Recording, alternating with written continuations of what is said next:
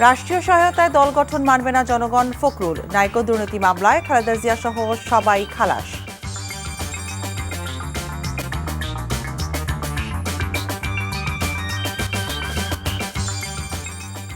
আসসালামু আলাইকুম। মিতা মুস্তফা স্বাগত জানাচ্ছি এনটিভির রাতের খবরে। ক্রাউন সিমেন্ট শিরোনাম দেখছিলেন, এবার পুরো খবর। ক্যাম্পাসগুলোতে ছাত্র সংসদ চালু থাকলে কুয়েটে হামলার মতো ঘটনা ঘটত না উল্লেখ করে দ্রুত সব ক্যাম্পাসে ছাত্র সংসদ নির্বাচন দেওয়ার আহ্বান জানিয়েছেন যুব ও ক্রীড়া উপদেষ্টা আসিফ মাহমুদ সজীব ভূঁইয়া। বিচারের আগে আওয়ামী লীগের নির্বাচনে অংশ নেওয়ার সুযোগ নেই বলেও জানান তিনি। সকালে আদমজী ক্যান্টনমেন্ট কলেজে তারুণ্যের উৎসব শেষে তিনি এসব কথা বলেন। নূর হোসেনের রিপোর্ট। নতুন বাংলাদেশ গড়ার লক্ষ্যে শুরু হওয়া তারুণ্যের উৎসবের সমাপনী দিনে আদমজী ক্যান্টনমেন্ট কলেজে খেলাধুলা সহ বিভিন্ন প্রতিযোগিতায় বিজয়ী শিক্ষার্থীদের হাতে পুরস্কার তুলে দেন যুব ও ক্রীড়া উপদেষ্টা আসিফ মাহমুদ। এ সময় তরুণদের দেশ গঠনে এগিয়ে আসার আহ্বান জানান তিনি।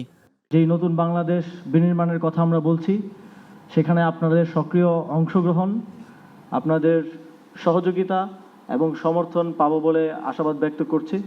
অনুষ্ঠান শেষে সমসাময়িক বিভিন্ন বিষয় নিয়ে সাংবাদিকদের সঙ্গে কথা বলেন উপদেষ্টা। কুয়েটে হামলার ঘটনায় জড়িতদের বিরুদ্ধে ব্যবস্থা নেওয়া হচ্ছে বলে জানান তিনি।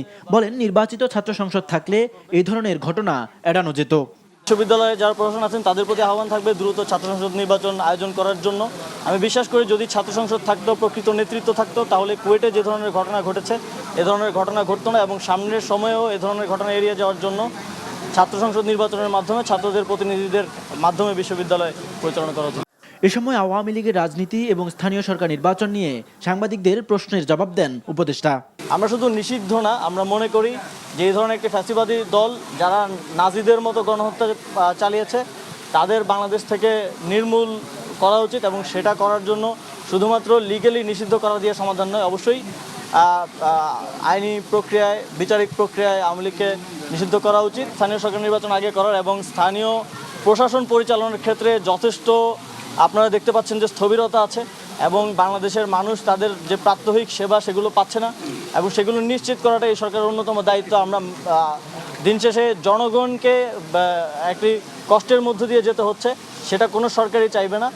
দেশের সামগ্রিক আইন শৃঙ্খলা পরিস্থিতির উন্নতি হচ্ছে জানিয়ে সংকট কাটাতে সবাইকে সহযোগিতা করার আহ্বান জানান এই উপদেষ্টা। নূর হোসেন, এনটিভি নিউজ, ঢাকা।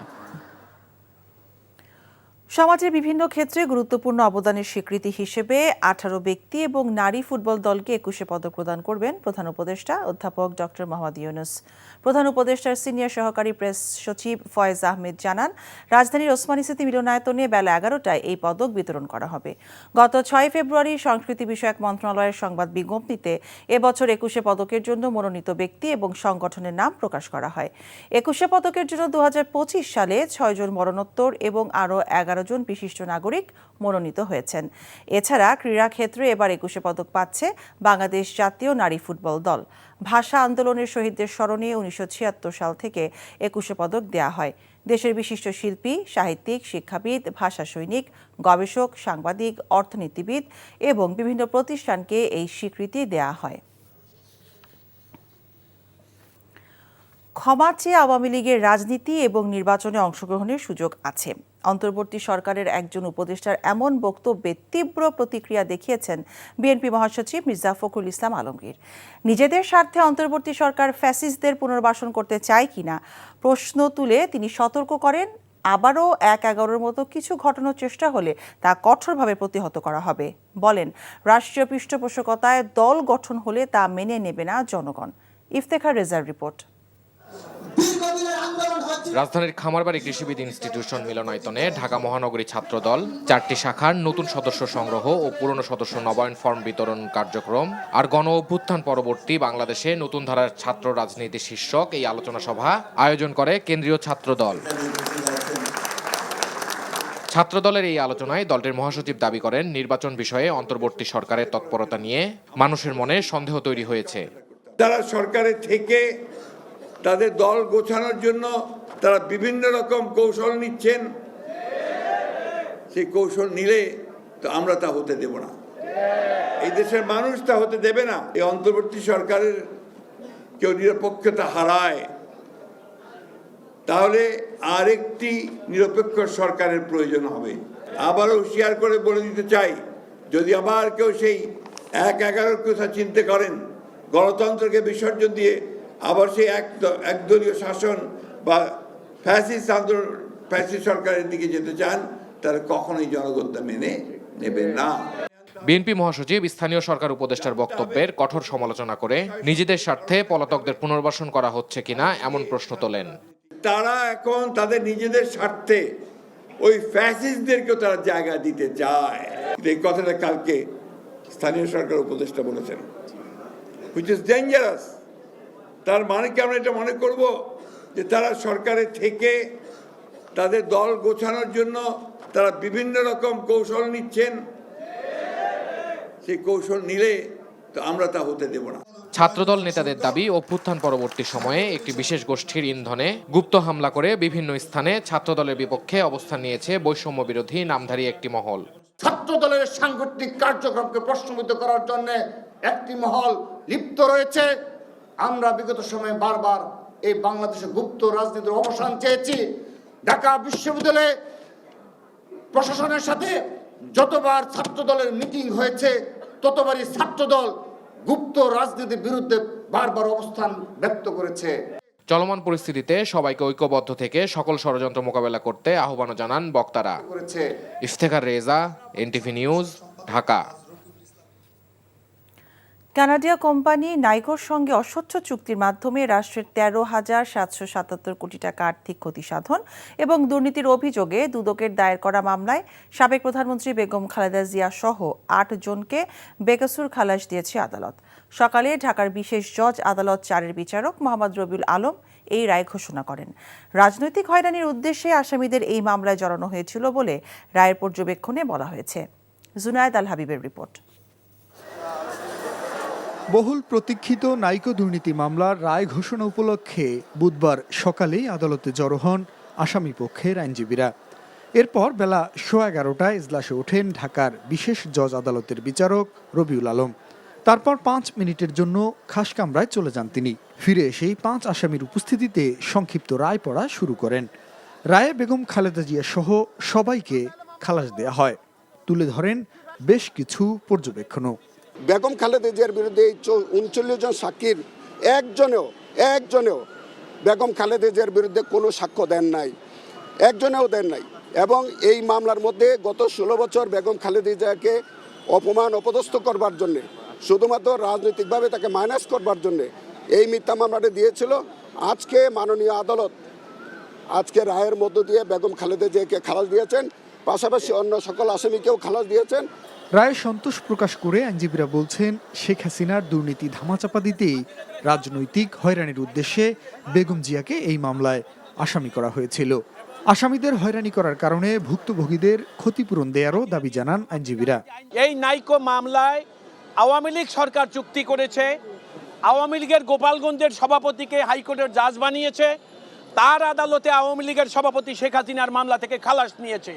অর্থাৎ এই মামলাটার জন্মই হয়েছিল 11 সরকার যারা স্বৈরাচারের দোষর ছিল, তাদের উদ্দেশ্যই ছিল ম্যাডাম খালেদা জিয়াকে নিশ্চিহ্ন করে দেওয়া। কানাডার কোম্পানি নাইকোর সঙ্গে অস্বচ্ছ চুক্তির মাধ্যমে রাষ্ট্রের বিপুল অর্থ ক্ষতি সাধন ও দুর্নীতির অভিযোগে 2007 সালের 9 ডিসেম্বর বেগম জিয়া সহ 5 জনের বিরুদ্ধে মামলাটি করে দুদক। পরে 2008 সালের মে মাসে বেগম জিয়া সহ 11 জনের বিরুদ্ধে আদালতে অভিযোগপত্র দেয় সংস্থাটি। এর মধ্যে 3 জন মৃত্যুবরণ করায় তাদের নাম মামলা থেকে প্রত্যাহার করা হয়। দীর্ঘ বিচারিক প্রক্রিয়া শেষে বাকিদের খালাস দিল আদালত। Junayed Al Habib, NTV news, Dhaka. BNP chairperson Begum Khaleda জিয়ার শারীরিক অবস্থা এখন স্থিতিশীল রয়েছে বলে জানিয়েছেন দলের স্থায়ী কমিটির সদস্য ডাক্তার AZM জাহিদ হোসেন। চিকিৎসকরা যখন মনে করবেন তিনি দেশে ফেরার মতো অবস্থায় আছেন, তখনই বেগম জিয়া দেশে ফিরবেন বলেও জানান তিনি। দেশের মানুষের দোয়া, শত শত নেতা কর্মী যারা আছেন তাদের দোয়ায় উনি অনেক অনেক স্টেবল আছেন। ওনার শারীরিক অবস্থা এই মুহূর্তে স্থিতিশীল। যখন চিকিৎসকরা ওনাকে মনে করবেন যে উনি সুস্থ, দেশে ফেরত যাওয়ার মতো, সে সময় ইনশাআল্লাহ উনি চলে যাবেন। বিভিন্ন মন্ত্রণালয়, বিভাগ ও দপ্তরে কর্মরত যুগ্ম সচিব এবং সমপর্যায়ের পদে থাকা প্রশাসনের ৩৩ জন কর্মকর্তাকে বিশেষ ভারপ্রাপ্ত কর্মকর্তা অর্থাৎ ওএসডি করেছে সরকার। আজ জনপ্রশাসন মন্ত্রণালয়ের আলাদা ৬টি প্রজ্ঞাপনে সরকারের এই সিদ্ধান্তের কথা জানানো হয়। এর মধ্যে ৫টি প্রজ্ঞাপনে প্রতিটিতে ৬ জন করে এবং আরেকটিতে ৩ জন কর্মকর্তাকে ওএসডি করার কথা জানানো হয়েছে। জনপ্রশাসন মন্ত্রণালয়ের জারি করা প্রজ্ঞাপনে বলা হয়, জনস্বার্থে এই আদেশ জারি করা হয়েছে। অবশ্য কী কারণে এসব কর্মকর্তাকে ওএসডি করা হয়েছে তা প্রজ্ঞাপনে উল্লেখ করা হয়নি। তবে ২০১৮ সালে অনুষ্ঠিত বিতর্কিত জাতীয় সংসদ নির্বাচনের সময় এসব কর্মকর্তারা রিটার্নিং কর্মকর্তা হিসেবে দায়িত্ব পালন করেছিলেন। কুয়েটে সহিংসতার ঘটনায় সুষ্ঠু তদন্ত করতে হবে বলে জানিয়েছেন বিএনপি মহাসচিব মির্জা ফখরুল ইসলাম আলমগীর। রাতে বাংলা একাডেমিতে আব্দুল করিম সাহিত্য বিশারদ মিলনায়তনে আদর্শ প্রকাশনী থেকে প্রকাশিত এহসান মাহবুবের লেখা তারেক রহমান সংগ্রাম ও রাজনৈতিক যাত্রা শীর্ষক বইয়ের প্রকাশনা উৎসবে কথা বলেন তিনি। দায়িত্বশীল অনেক ব্যক্তি দায়িত্বহীন কথা বলে জাতিকে বিভক্ত করতে চায় বলে মন্তব্য করেন বিএনপি মহাসচিব। এছাড়া কুয়েটের ঘটনার তীব্র নিন্দা জানিয়েছেন মির্জা ফখরুল ইসলাম আলমগীর।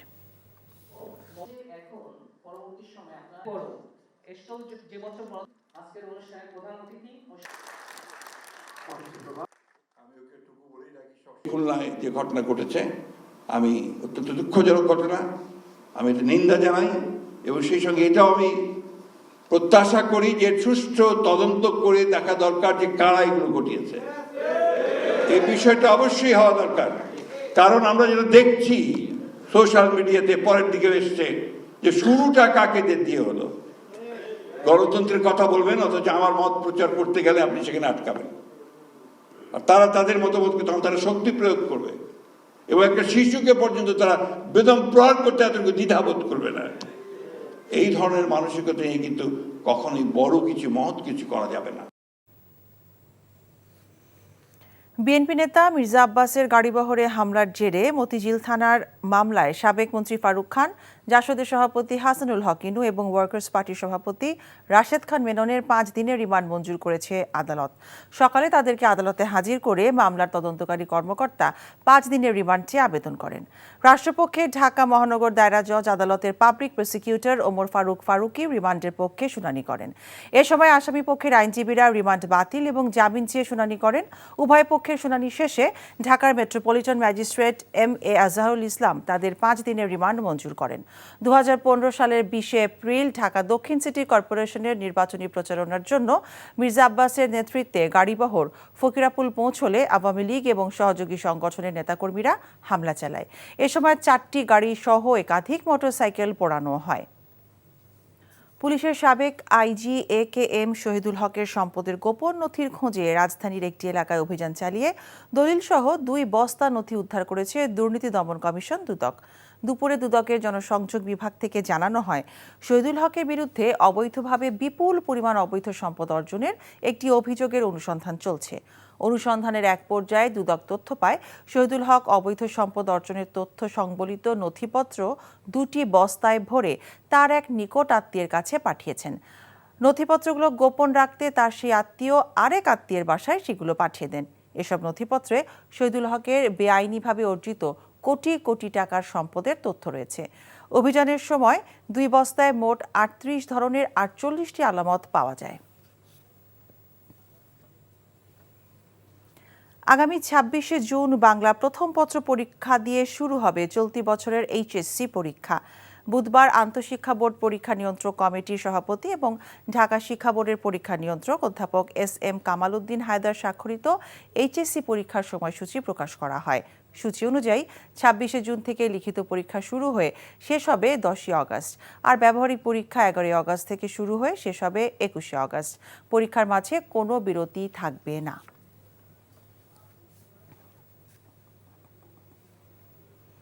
সংস্কারের গল্প বলে সময় ক্ষেপণের সুযোগ নেই মন্তব্য করে দ্রুত নির্বাচন দিয়ে জনগণের মালিকানা জনগণের কাছে ফিরিয়ে দেবার আহ্বান জানিয়েছেন বিএনপির স্থায়ী কমিটির সদস্য আমির খসরু মাহমুদ চৌধুরী।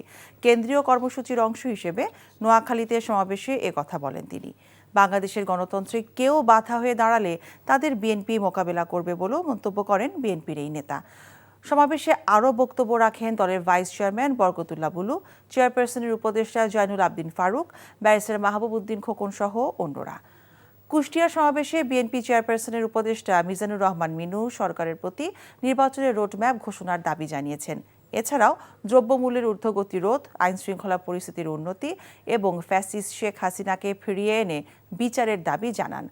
এছাড়াও কেন্দ্রীয় কর্মসূচির অংশ হিসেবে কিশোরগঞ্জ, পিরোজপুর, সিলেট, নরসিংদীতে সমাবেশ করেছে বিএনপি।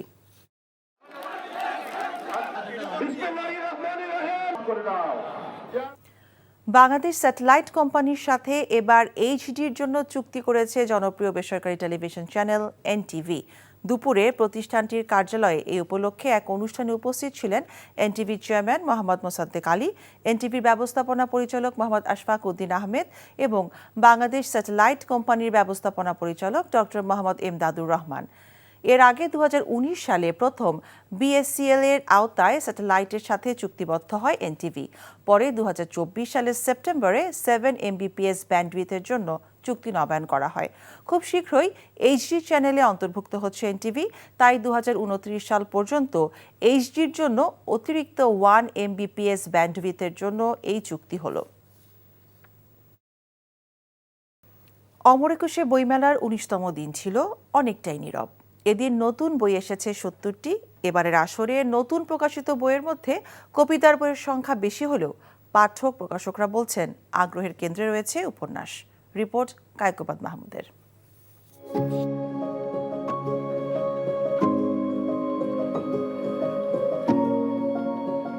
অমর একুশে গ্রন্থমেলায় প্রতিদিনই আসছে নতুন বই। মেলার 18তম দিন পর্যন্ত চলতি বছরে নতুন বই এসেছে 1723টি, যার মধ্যে সবচেয়ে বেশি রয়েছে কবিতার বই।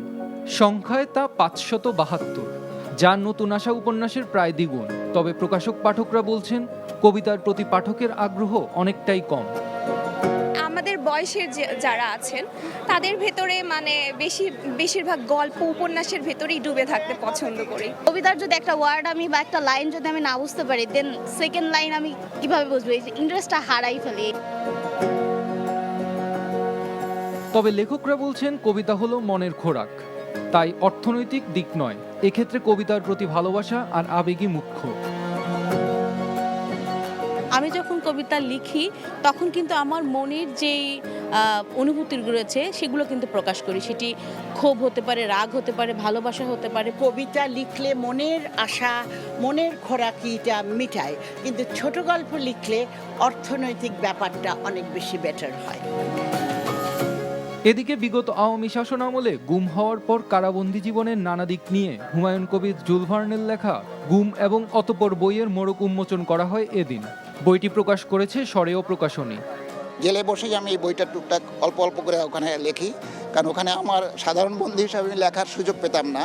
তো টুকরা টুকরা কাগজে লিখে সেগুলো আমি বাইরে পাস করে দিতাম গোপনে। Kaikobad Mahmud, NTV news, Dhaka. Mercantile Bank অর্থনীতির খবর। গেল 7.5 মাসে আয়কর রিটার্ন জমা দিয়েছে 13,066টি কোম্পানি।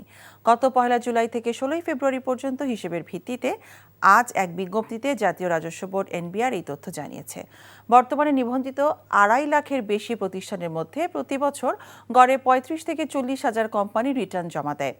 সাধারণত 1 জুলাই থেকে 15 জানুয়ারি পর্যন্ত কোম্পানি করদাতাদের রিটার্ন জমা দেওয়ার নির্ধারিত সময়সীমা থাকলেও এবছর 2 দফায় এই সময় বাড়ানো হয়, যার ফলে 3,100 কোটি টাকা কর্পোরেট কর জমা পড়েছে।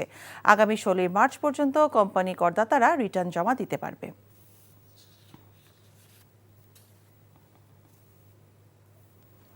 মেট্রো রেল যাত্রীদের ব্যাংকিং সুবিধা প্রদানের লক্ষ্যে ইস্টার্ন ব্যাংক ঢাকার 16টি মেট্রো রেল স্টেশনে EBL 365 এটিএম সেবা চালু করেছে।